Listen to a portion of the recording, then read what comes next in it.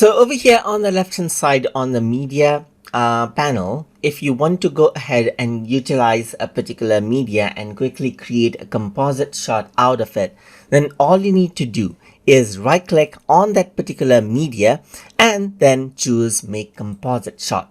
Once you do that, what happens is that it'll take the property of that particular clip and then we'll set all of the settings as you can see right here, and the name of the composite shot will be taken from the media name itself. So I'm just going to go around and rename this out to test composite right here, just like this, and press OK. And what happens is that this particular media will be taken onto this particular composite shot right here, and this is what you have as you can see. Similarly, you can go around and take any other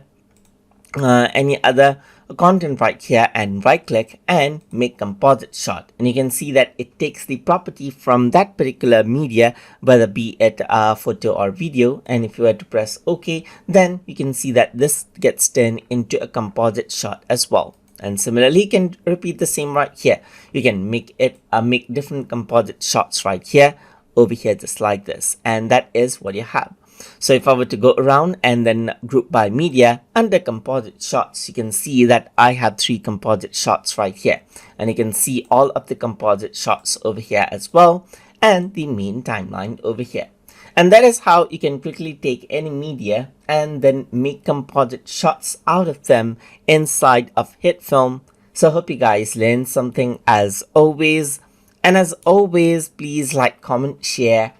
and subscribe